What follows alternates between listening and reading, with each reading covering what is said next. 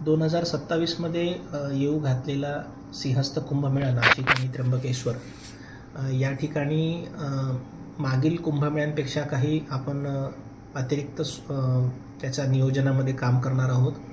आपण हे लक्षात घेतलं पाहिजे की बदलत्या काळानुरूप आता धार्मिक पर्यटन कुंभमेळा अशा पद्धतीच्या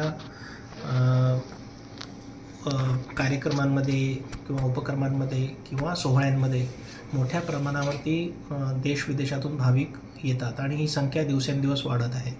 प्रयागराज येथे झालेल्या महाकुंभमुळे याची उत्सुकता आणखीनच वाढलेली आहे। त्याच्यामुळे अशी अपेक्षा आहे की या कुंभमेळ्यामध्ये मागील नाशिक आणि त्र्यंबकेश्वरच्या सर्व कुंभमेळ्याचे रेकॉर्ड्स मोडतील आणि खूप मोठ्या प्रमाणावर गर्दी येईल।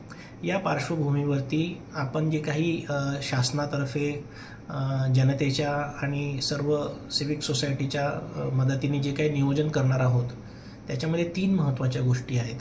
पहिलं म्हणजे सर्वांसाठी अत्यंत सुरक्षित सेफ अशा पद्धतीचा कुंभमेळा केला पाहिजे। दुसरं म्हणजे ह्या निमित्ताने नाशिकच्या ज्या काही पायाभूत सुविधा आहे त्याचा विकास होऊन त्याचा कायमस्वरूपी नाशिक परिसरातील जिल्ह्यातील अर्थव्यवस्थेला कसा त्याचा एक बूस्ट मिळेल याच्या दृष्टीने नियोजन केलं पाहिजे। आणि सुरक्षिततेचा विषय फक्त हँडल न करता की येणाऱ्या कुंभमेळ्यामध्ये येणाऱ्या भाविकांची, साधू महंतांची, पर्यटकांसाठी एक चांगली आध्यात्मिक सांस्कृतिक पर्यटन स्वरूपाची अनुभूती कशी मिळेल हा पण विषय आपण हँडल केला पाहिजे। तर आमचं जे सध्याचं नियोजन आहे ते पहिलं सर्वात महत्त्वाची प्रायोरिटी आहे म्हणजे सुरक्षित आणि सेफ असा कुंभमेळा करणे। तर त्या दृष्टीने बऱ्याचशा पायाभूत सुविधा आपल्याला लागतात। येणाऱ्या गर्दीला हँडल करायला रस्ते लागतात, पार्किंग लागते किंवा रेल्वे स्टेशनचं एक्सपान्शन लागते। या सर्व कामांवरती आमचा आता फोकस आहे, घाट बांधकामांवरती फोकस आहे आणि त्या दृष्टीने माननीय मुख्यमंत्री महोदयांनी येणारा कुंभमेळा हा डिजिटल कुंभ म्हणून असेल असे घोषित केले आहे।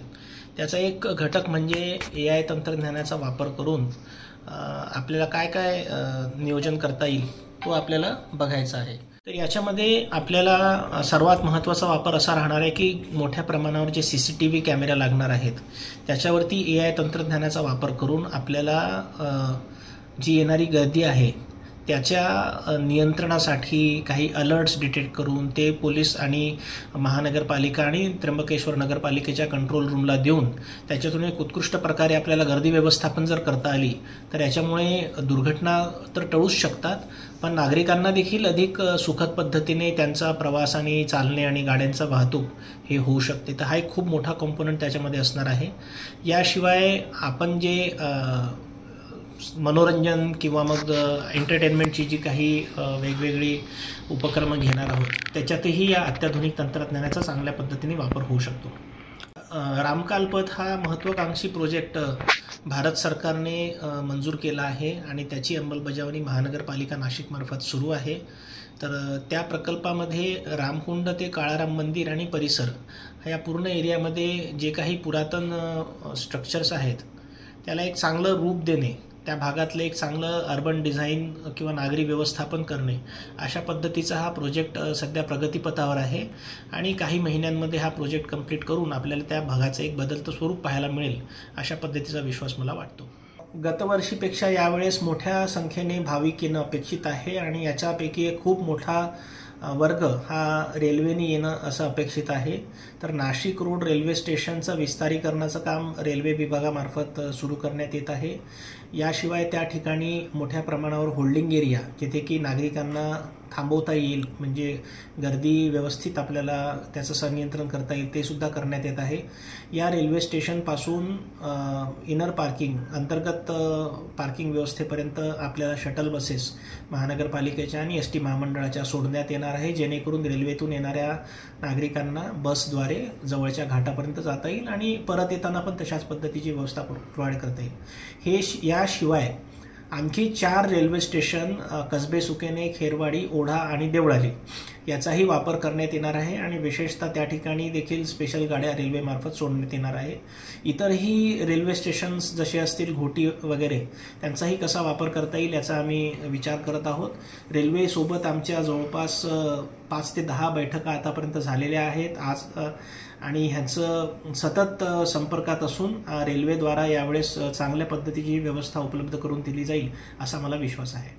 सिंहस्थ कुंभमेळा आणखी 2 वर्ष दूर जरी असला तरी आपण कामं त्याची सुरू केलेली आहेत. हा सिंहस्थ कुंभमेळा फक्त साधू महंत किंवा पुरोहित किंवा प्रशासनाचा नसून यांच्याशिवाय सर्व नाशिक आणि त्र्यंबकेश्वरच्या नागरिकांचा देखील आहे. आपण याची आवर्जून जाण ठेवली पाहिजे. आणि हा कुंभमेळा ह्या दोन्ही शहरांसाठी एक मोठी पर्वणी ठरेल. त्या दृष्टीने नागरिकांचा सहभाग खूप महत्त्वाचा आहे. घरोघरी हा कुंभ पोहोचला पाहिजे.